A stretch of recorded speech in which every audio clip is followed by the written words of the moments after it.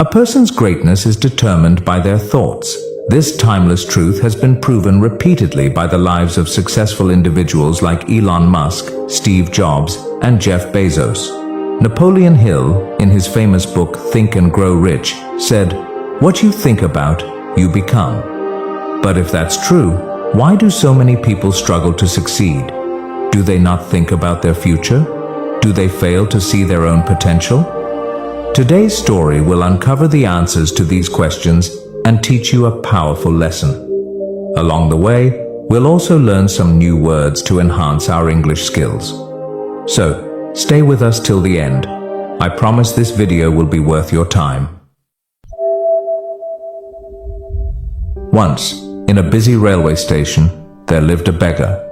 Every day, he survived by asking passengers for alms as they waited for their trains. One day, as he was begging, he noticed a well-dressed businessman stepping onto the platform. Seeing his expensive suit and confident posture, the beggar thought, "This man must be really rich. If I ask him for money, he'll surely give me a generous amount." With this hope, the beggar approached the businessman and stretched out his hand. But instead of giving him money, the businessman looked at him and asked, "Do you always just take from others? Have you ever given anything to anyone?" The beggar was startled. He had never heard such a question before. Confused, he replied, "Sir, I'm just a beggar. I survive by asking for alms. I have nothing to give to anyone." The businessman smiled slightly and said, "If you believe you have nothing to give, then you also have no right to ask for anything. I am a businessman. I believe in exchange. If you can offer me something, I can give you something in return. But if you have nothing to give, I cannot give you anything either." Saying this, the businessman boarded his train and left. The beggar stood there, stunned. He kept replaying the businessman's words in his mind. "I have been begging for so long, but no one has ever said this to me before." He wasn't rude, but he spoke the truth. If I can't offer anything in return, then why should people give me anything? For the first time, the beggar realized that maybe this was why people never gave him much money, because he offered them nothing in return. That night he lay awake, deep in thought. "But what can I give? I am just a beggar. I have nothing." Yet the businessman's words kept echoing in his mind. "If you want to receive, you must first give." 2 days passed. The beggar didn't ask anyone for money. He was too busy thinking. On the third day, while sitting at the station, he noticed a patch of wildflowers blooming near the tracks. Their vibrant colors caught his eye, and suddenly, an idea struck him. What if, instead of just taking, I offer something in return? What if I give people a flower every time they give me alms? Determined, he walked over, gently plucked a handful of flowers, and went back to his usual spot. When someone handed him a coin, he smiled and offered them a flower in return. Surprisingly, people accepted the flowers with joy. Some even smiled and thanked him. As the days passed, something incredible happened. More people started giving him money. But he noticed a pattern.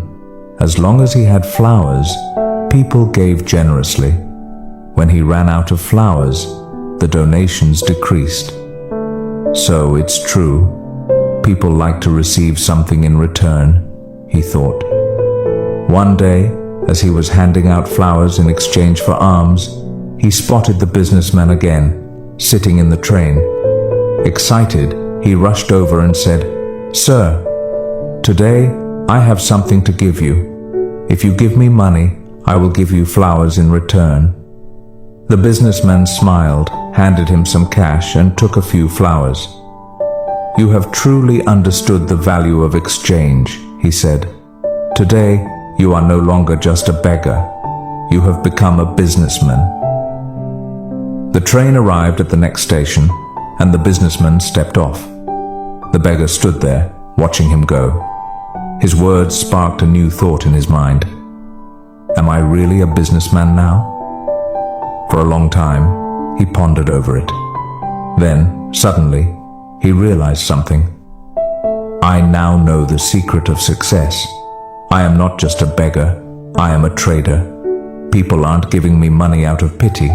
They are paying for the flowers I give them. This means I have a business. Excited, he made a bold decision. That day he left the railway station and never returned as a beggar again. 6 months later. At the same railway station, two well-dressed men met. They exchanged a handshake, but one of them had a curious look. "Do I know you?" one man asked. The other smiled and replied, "Yes, we've met twice before, right here, on this very train." The first man frowned, trying to remember. Then his eyes widened in surprise. "Wait, you're the beggar, the one I refused to give money to, and then later I bought flowers from you." The former beggar laughed.